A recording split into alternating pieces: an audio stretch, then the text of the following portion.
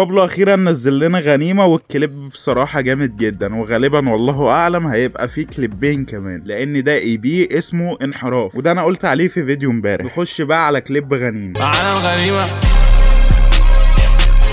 كله حاجه جديده بقى. بابلو بيبدأ الكليب بالكورس اللي اتشهر في اخر اسبوعين في رمضان، معانا الغنيمة، قوله حاجة جديدة بقى، حاجة مفيدة بقى. وفي الكليب كأنه بيصعد على جبل، وهنا بيوجه رسالة ان الناس تعمل حاجة جديدة او تقول حاجة مفيدة بدل الهلس اللي هما بيعملوه. سحابه كبيره جت احنا بنوصلوا في الميعاد. السحابة دي ممكن يقصد بيها ان هو بيغطي على النجوم. النجوم دي ممكن نعتبرها نجوم الراب سين مثلا. ضايقهم اني طرشان فبنزل لهم طرشان.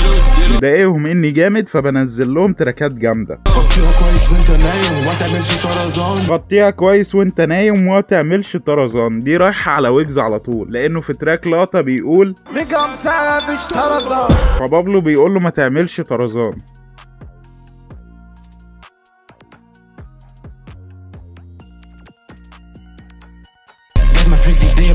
بيقول على الجزمة اللي في رجله انها جديدة جدا لسه بكيسها يعني. شباب دي ليه بتغل مني كل ما تيجي سيرتي تخرج في دماغه. حاسس ان بابلو بيقرا كومنتات فانزو، لان فانز بابلو بتقول على الحتة دي ان مثلا لما بنزل فيديوهات عن ويجز بيقولوا بابلو عامل له خرم في دماغه، فتقريبا بابلو بيشوف الحاجات دي وقرر يكتب عنها بار. احنا بنيجوا زي القضا، بيقول لك يعني احنا كده كده جايين، القضا كده كده بيجي لك. عيني ده نسبح وعاوي كريزي، يعني من كتر ما احنا جامدين اعدائنا اتجننوا.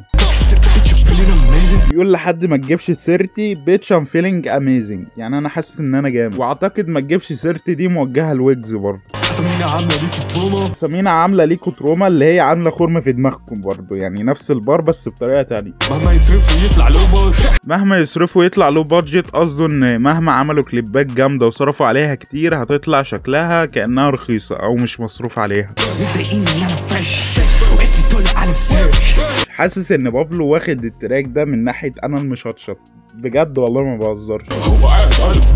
هو قاعد على البنش يعني هو مريح، بس هو كلامه لمين؟ اعتقد لويجز برضه يعني. احنا بنوصلوا في الميعاد، سكه واحده للامان. سكه واحده للامام، يعني هو عارف طريقه وعارف هو رايح فين وجاي منين، والفكره دي بيأكد عليها بابلو في اكتر من تراك قبل كده.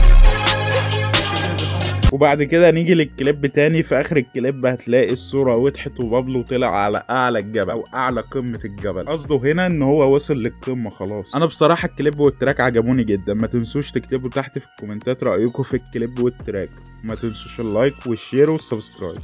سلام.